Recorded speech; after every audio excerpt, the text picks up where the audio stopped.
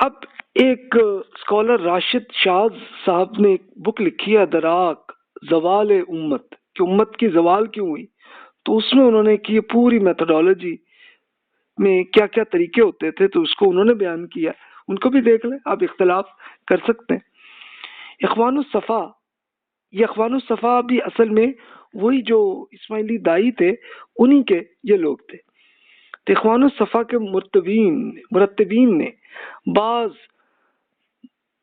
دھاردار سوالوں کو کچھ اس طرح ترتیب دیا کہ عام ذہنی سطح کا آدمی چند ثانیے کے لیے مبہوت ہو جائے اور اسے ایسا محسوس ہو کہ گویا رموز شریعت سے آگہی کی شاہ کلید صرف ان مستور دائیوں کے ہاتھوں میں ہے، جو نہ صرف یہ کہ احکام کی حکمتوں اور ان کی باطن سے بخوبی واقف ہیں بلکہ انہیں ائمہ اہل بیت سے متصل ہونے کی سبب ملائے اعلیٰ یعنی آسمانی دنیاؤں سے بھی آگہی حاصل ہے.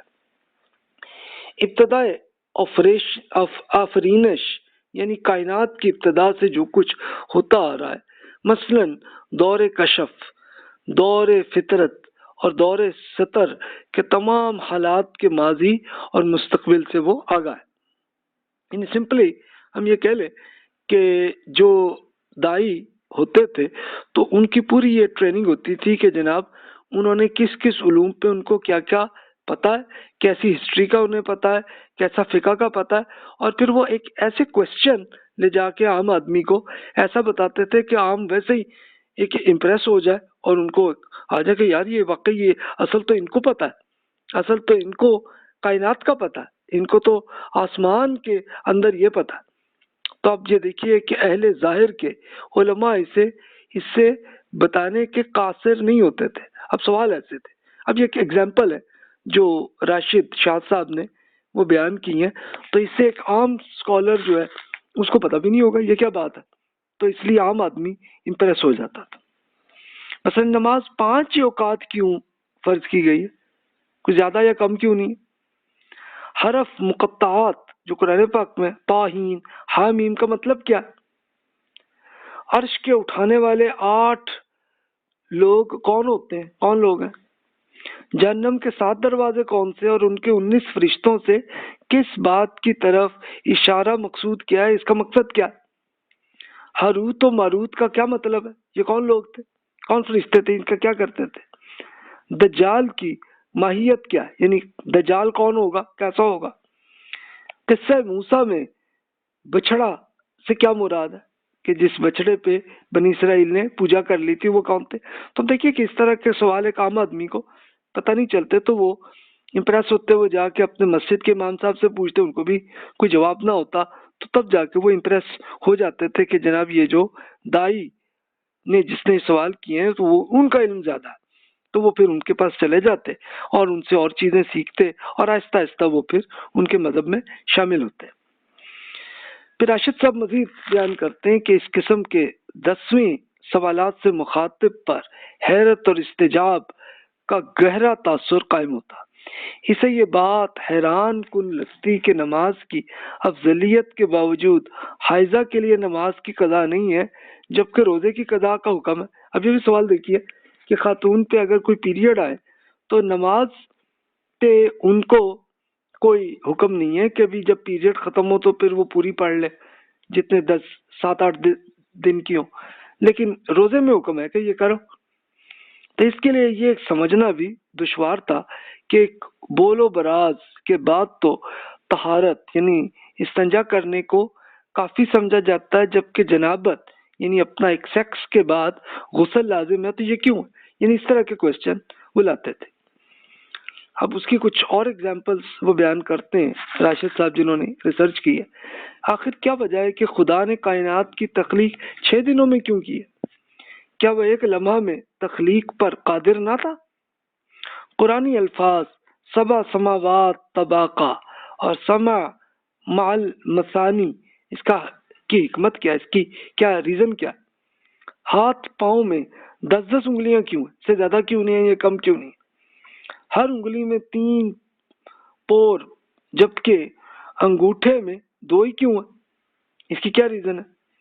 اور سب سے بڑھ کر یہ کہہ کر چہرہ جیسی جھوٹی جگہ میں، ایک چھوٹی جگہ میں 7 سوراخ ہیں، جبکہ باقی اتنے بڑے بدن میں 2 ہی سوراخ رکھے گئے۔ اس کی کیا وجہ کہ چہرے میں تو 7 سوراخ ہیں جبکہ باقی جسم میں 2 ہیں؟ اس کی کیا ریزن ہے؟ تو کون پوشیدہ ہے اس پردہ زنگاری میں؟ یعنی یہ اس کی ریزن کیا ہے؟ تو لوگ امپریس ہو جاتے تھے انہی کوشچن میں، پھر اپنے مسجد کے امام صاحب سے پوچھتے، ان کو سمجھنا آتے تو وہ پھر امپریس ہوتے، اور پھر وہ اسماعیلی دائیوں کے پاس دوبارہ جاتے، ان سے پوچھتے، ان کو جب جواب مل جاتا تو جناب وہ پھر امپریس ہو جاتے۔ اسماعیلیوں کے اہل تعویل کا کہنا ہے کہ رموز دین سے علماء ظاہر ناآگاہ ہیں، کہ عام جو اسکالر ہیں ان کو کچھ پتہ نہیں دین کا۔ ایسا اس لیے کہ اللہ تعالیٰ نے اسرار دین پر صرف ائمہ معصومین کو مطلع کیا ہے جو دین کے محافظ ہیں۔ اس لیے دین حقیقی سے آ گئی، اور اس کی پیروی کے لیے لازم ہے کہ مومنین خود کو ائمہ معصومین کی غیر مشروط اتباع میں دے دیں۔ اخوان الصفا جیسے قرآن الائمہ کہے جانے والے رسالے ہوں یا تعویل کی دوسری کتابیں ہوں، ان سب کا ہدف صرف ایک ہی تھا، اور وہ یہ تھا کہ حضرت علی رضی اللہ عنہ اور ان کی فاطمی سلسلہ نسب کی امامت پر دلیل لائی جائے۔ یعنی بیسیکلی وہ یہی تھا کہ جناب یہ دیکھیے کہ یہ جو عام اسکالرز ہیں ان کو تو کچھ پتہ نہیں ہوتا کسی چیز کا، اصل دین کی ڈیٹیل پوچھنی ہے تو وہ امام صاحب ہیں جن کو سب کا پتہ ہے۔ اور وہ امام کون ہے؟ تو وہ جو اسماعیلی شیعہ حضرات کے جو ہیڈ ہیں وہ ان کو پتہ ہے۔ تو لوگ پھر امپریس ہوتے، اور تب ظاہر ہے کہ جو ان کے دائی ہیں انہی کے اسسٹنٹ ہوتے تھے، تو اسسٹنٹ نے بتانا کہ یہ جی دیکھو امام صاحب نے ہمیں بتایا، تو اس طرح لوگ امپریس ہوتے اور ان کے اندر شامل ہو جاتے تھے۔ تو اصل یہ میتھڈ کا طریقہ تھا۔ اب یہ دیکھیے دعوت کے طریقہ کار میں اور کیا کیا، اور ان کے میتھڈولوجی میں کیا کیا ہے۔ اپنے فرقہ اور گروہ میں خفیہ تعلق، یعنی عام لوگوں کو یہ نہیں بتاتے تھے کہ ہم اسماعیلی ہیں یا ہمارا کیا فرقہ ہے، بلکہ وہ خاموشی سے چھپ کے اپنے اپنے آئیڈیاز کو بتاتے تھے۔ بظاہر سنی ہو یا شیعہ گروہ ہو، اس میں جس کی بھی حکومت ہو تو بس ان کے ساتھ اچھا تعلق رکھتے تھے۔ رائج فقہی مسلک، یعنی جو بھی فقہ کا جو اسکول آف تھاٹ جو چل رہا ہے بس ویسے ہی عمل کرتے تھے۔ رسم و رواج، زبان، علم النجوم، فلسفہ، تعویذات، اس میں ان کو بڑا علم تھا تو لوگ ان سے امپریس ہوتے تھے۔ بزنس میں ان کا گروہ جو ہے وہ بہت زیادہ کام کرتا تھا تاکہ فائنینشلی ان کو زیادہ فنڈ ہوتا کہ وہ اپنی دعوت کو پہنچائے۔ کچھ خفیہ مرکز بھی بنائے ہوتے تھے، عموماً مثال کے طور پر کسی ایک حویلی میں ایسا اپنا مرکز بنا لیا لیکن حکومت کو پتہ نہیں، یا مسجد میں اندر ایسا بنا لیا، یا کسی مدرسے میں یا کسی خانقاہ کے اندر ایسے بنا دیا، اور پھر کمرشل سینٹر کے اندر ایسا اپنا بنا لیا لیکن حکومت کو پتہ نہیں چلتا، تو ان کا میسج خاموشی سے ادھر ادھر پہنچنے لگتا تھا۔ اچھا آپ دیکھیے تو صوفیہ کہ ہاں بھی سیم یہی طریقہ تھا۔ اس طرح جو فلسفہ جن لوگ امپریس ہوئے تھے تو وہ بھی اسی طرح اپنے میسج کو ایسے پہنچاتے تھے۔ خاص کمروں میں خاص افراد سے ڈسکشن، یعنی عام آدمی سے ایسی بات نہیں کرتے تھے، بلکہ دیکھنا کہ یہ آدمی کہ جس میں یہ امید ہے کہ یہ ہماری اس میں شامل ہو جائے گا، تو بس اسی کو لے کے صرف اسی سے خفیہ گفتگو کرتے ہوتے تھے۔ پھر خاص لباس میں ایک خاص ایسا ایک علامت ایسی رکھ لیتے تھے تاکہ پتہ چل جائے یہ ہمارا ہی ساتھی ہیں۔ مثال کے طور پہ امامہ ایک خاص کلر کا بنا لیا، یا اگر کوئی اپنے پگڑی ہوگی یا اپنی ایک شلوار کے اندر کوئی ایک خاص ایسی نشانی بنا دی تاکہ اگلے کو پتہ چلے یہ ہمارا ساتھی ہے، تو اس طرح بات کرنا، اور پھر کوڈ ورڈز کے ذریعے ساتھیوں سے گفتگو کرنا، اس کی یہ پکچر ہے جو آپ کے سامنے موجود ہے۔ تو علم جفر اور علم رمل یہ اسی طرح ہی ایجاد ہوئے کہ جس میں اس طرح سے لکھا اور اسی سے تعویذ بنے ہوتے تھے کہ جناب یہ اگر تم سر پہ لگاؤ گے تو تمہارا اس پہ یہ اثر آئے گا، تمہاری یہ بیماری ٹھیک ہو جائے گی۔ تو اس طرح سے لوگ امپریس ہوتے تھے۔ تو حساب کتاب کے ذریعے مستقبل کی پیش گوئیاں. اب یہ پیش گوئیاں، یہ جو علم نجوم جسے کہتے ہیں، تو یہ بھی ایجاد انہوں نے اس طرح سے کیا.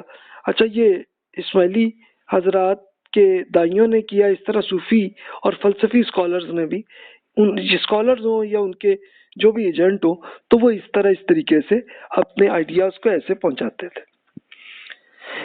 ابھی بھی آپ دیکھیے علم نجوم میں آپ سن لیں کہ جناب یہ بتایا گیا کہ یہ جی مستقبل میں ہوگا، آپ چلو نوٹ کر لیں ابھی، اور پھر اس کے کچھ عرصے بعد میں دیکھیں تو کچھ بھی نہیں ہوتا. یہ ایکچولی وہ ہو جائے گا تو اصل میں وہ ان کا اپنا پلان ہوتا تھا کہ جناب اس کے بعد اب آگے یہ کرنا ہے، یہ بغاوت کرنی ہے یا یہ کرنا. تو اس طریقے سے ان کی میتھڈالوجی ایسے چلتی تھی. اب دیکھیے کہ یہ ان کا عروج کا جو زمانہ تھا جب فاطمی خلافت کا، تو تب تک اس میتھڈ سے مختلف ایریاز میں کرتے رہے، لیکن اب یہ فاطمی خلافت میں زوال بھی آنا شروع ہوا. یہ 451 میں ان کی کا زوال آنا شروع ہوا، اور 567 ہجری میں یہ فاطمی خلافت جو ایجپٹ میں تھی مکمل ختم بھی ہو گئی.